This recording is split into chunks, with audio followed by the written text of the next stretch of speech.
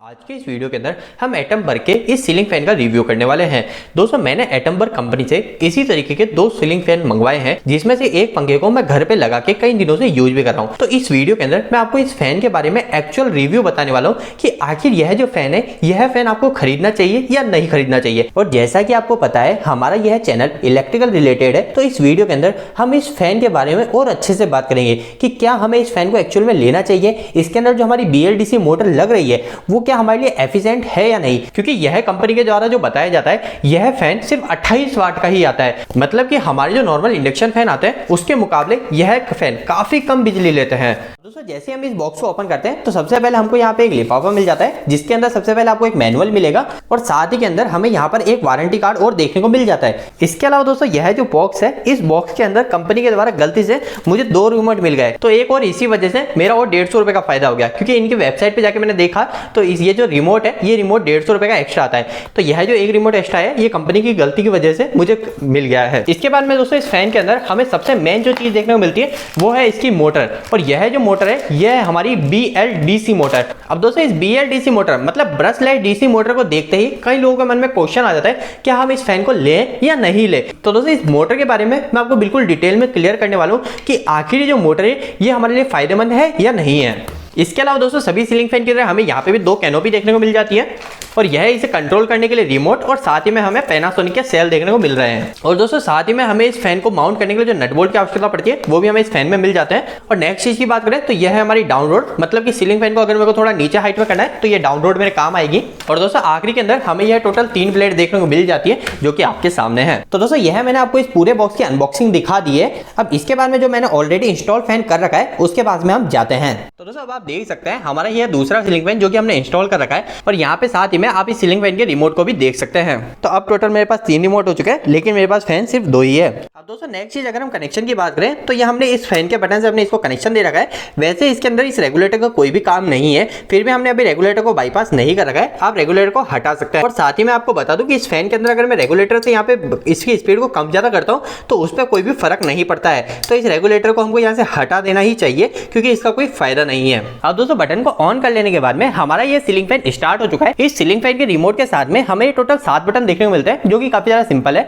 ऊपर ही ऊपर का है, हमें इस फैन को बंद करने के लिए तो मैं इसको दबाते ही हमारा सीलिंग फैन बंद हो चुका है। और अगर मैं वापस से इसी बटन को दबाता हूं तो हमारा सीलिंग फैन ऑन हो जाता है। इसके बाद में दोस्तों यहाँ पे सेकंड बटन ब्लू कलर का LED का है, जिसकी मदद से हम इसकी LED को ऑन कर सकते हैं। और दोस्तों मैं आपको पहले क्लियर कर दूं, यह जो LED ये LED हमको कोई भी रोशनी देने के लिए नहीं है। अगर मैं यहाँ पे अंधेरा करता हूँ तो आप देख सकते हैं यहाँ पे LED सिर्फ इस प्रकार से ग्लो होती है। इसके बाद में दोस्तों मैं इस LED को ऑफ कर देता हूँ और नेक्स्ट बटन के ऊपर आता हूँ तो यह आगे के जो 2 बटन है यह दोनों हमारे स्पीड बढ़ाने के और कम करने के हैं। तो अभी मैं इसकी स्पीड 6 नंबर पे कर देता हूं जो कि इसकी मैक्सिमम स्पीड है। तो दोस्तों इस तरीके से आप इस फैन की फुल स्पीड को देख सकते हैं। और अगर आप देखेंगे तो ये हमारे जो पर्दे हैं नीचे तक पूरे पर्दे हिल रहे हैं। तो ये जो फैन है स्पीड के मामले में ऐसा बिल्कुल भी नहीं है कि इसमें स्पीड जो है पंखे की हवा जो है वो कम आएगी।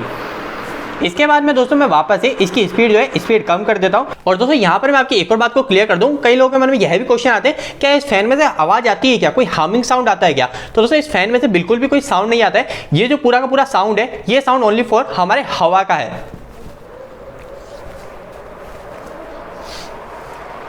इस फैन के अंदर से आपको कोई भी एक्स्ट्रा हार्मिंग साउंड देखने को नहीं मिलेगा क्योंकि इसके अंदर जो DC मोटर उपयोग की गई है वो BLDC है। इस मोटर के अंदर हमारे कार्बन ब्रश नहीं होते हैं, जिसके कारण हमें कोई एक्स्ट्रा साउंड देखने को नहीं मिलता है। नेक्स्ट चीज है दोस्तों यहाँ पे बूस्ट मोड, मतलब कि हमें इस फैन को एकदम से बहुत तेज स्पीड पे चलाना है। तो अगर मैं इस बूस्ट मोड को ऑन कर दूंगा तो हमारे फैन डायरेक्ट काफी तेज स्पीड पे घूमने लग जाएगा। इसके बाद में दोस्तों नेक्स्ट हमारे पास में 2 बटन और बचते हैं। एक है हमारा टाइमर का, कि अगर मैं चाहता हूँ कि हमारे जो सीलिंग फैन है ये सीलिंग फैन 2-3 घंटे चलने के बाद बंद हो जाए तो इस टाइमर की मदद से मैं वो कर सकता हूँ।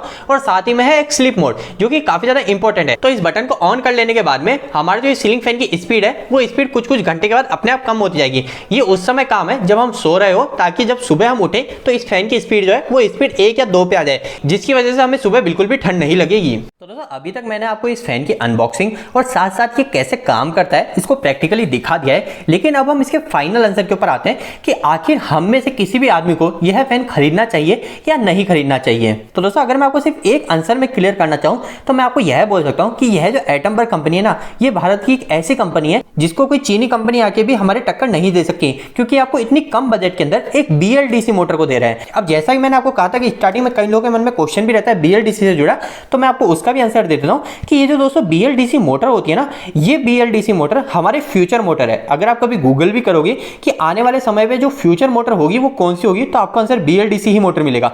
और जो सबसे ज्यादा एफिशिएंट मोटर कहलाती है ना आज के समय, वो हमारी BLDC ही मोटर है। और मैं इसी बात पे हमारी इस भारतीय कंपनी एटमबर्ग से खुश हूं, क्योंकि वो हमें इतनी कम कीमत के अंदर एक BLDC मोटर दे रहे हैं। क्योंकि यह जो हमारी BLDC मोटर होती है, यह BLDC मोटर कॉस्ट में काफी ज्यादा महंगी होती है, क्योंकि इसके अंदर एक परमानेंट मैग्नेट लगा रहता है और परमानेंट मैग्नेट की कीमत काफी ज्यादा है, क्योंकि इसकी जो लाइफ होती है ना दोस्तों, वो लाइफ काफी ज्यादा होती है। और अगर मैं आपको इस फैन के बारे में और थोड़ा बहुत बताऊं तो सबसे अच्छी चीज जो इस कंपनी ने हमें बताई है कि यह जो हमारा सीलिंग फैन है ये सिर्फ 28 वाट बिजली को ही कंजप्शन करता है, जबकि हमारे जो नॉर्मल ऑर्डिनरी फैन होते हैं वो हमारे 75 से 80 वाट को कंजप्शन करते हैं। लेकिन दोस्तों एक और चीज जो कि इसमें काफी ज्यादा हाईलाइटेड है कि ज्यादातर केस में हम हमारे फैन को 5 की या 6 की स्पीड पे नहीं चलाते। वैसे अगर 5 या 6 की स्पीड पे चलाते हो तो हमारा जो नॉर्मल फैन वो 75 वाट की बिजली को खर्च करेगा, और यह जो है ये हमारे 28 से 30 वाट की बिजली को खर्च करेगा। ये चीज मैंने प्रैक्टिकल भी देखी है।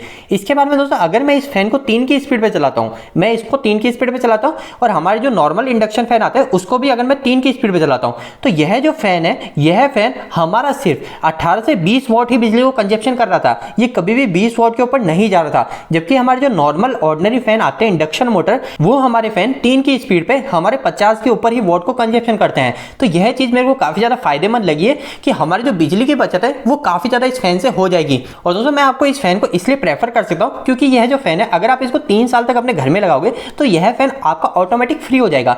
दोस्तों यह फैन फ्री कैसे हो जाएगा, इसके ऊपर मैंने पहले ही कैलकुलेशन कर रखी है कि अगर आप इस फैन को रोज के 10 घंटे चलाते हो और 30 दिन तक अगर आप इस फैन को नॉर्मल फैन के मुकाबले रिप्लेस कर देते हो, तो हम महीने के इस फैन से 120 से 130 रुपए तक बचा लेते हैं अगर हम इसे रोज के 10 घंटे चलाते हैं। और दोस्तों यह जो मैंने आइडल स्पीड मानी है, यह 5 की स्पीड माना है। अगर आप इसे और कम की स्पीड में चलाओगे ना, तो आपकी और भी ज्यादा इलेक्ट्रिसिटी सेव होगी, क्योंकि जैसा कि मैंने आपको बताया अगर मैं इस फैन की 3 की स्पीड पे चलाता हूं तो ये काफी कम बिजली को खर्च करता है, जबकि इंडक्शन मोटर पे हमारा कोई खास फर्क नहीं पड़ता है। तो दोस्तों अब अगर हम इस फैन से एक महीने के अंदर 100 से 120 रुपए तक बचा लेते हैं, तो आप ये खुद समझ सकते हो कि 12 महीने के अंदर इस फैन से मैं 1200 से 1500 रुपए आसानी से बचा सकता हूँ।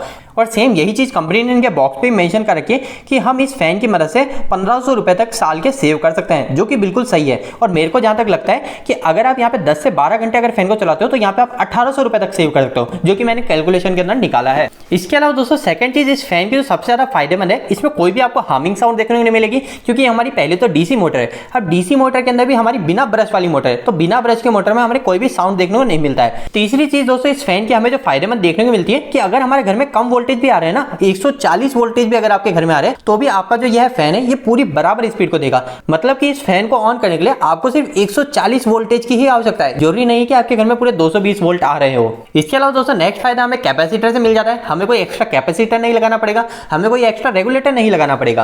अब दोस्तों कई लोग बोलेंगे इसमें रेगुलेटर नहीं है तो हमारा रिमोट आ गया। तो दोस्तों इस रिमोट की मदद से आपको कई सारे फायदे देखने को मिल जाते हैं, जैसे कि स्लीप मोड, जिसकी मदद से आप कई सारी इलेक्ट्रिसिटी को सेव कर सकते हैं, क्योंकि फैन ऑटोमेटिक रात को अपनी स्पीड को कम करेगा तो हमारी इलेक्ट्रिसिटी भी सेव होगी। और दोस्तों अगर ये रिमोट हमारा खराब भी हो जाता है, वैसे तो ये स्टडी दिख रहा है, इतना मजबूत दिख रहा है कि खराब नहीं होगा, लेकिन अगर फिर भी आपके मन में क्वेश्चन है कि ये खराब हो जाता है तो हम क्या करेंगे, तो दोस्तों वैसे तो शायद कंपनी इसे भी वारंटी पीरियड में रखती होगी। और अगर आपको नहीं भी मिलता है तो आप इस रिमोट को 150 रुपए का इनकी वेबसाइट जाके खरीद सकते हो, जो कि मैं इनकी वेबसाइट पे जाके देख चुका हूं।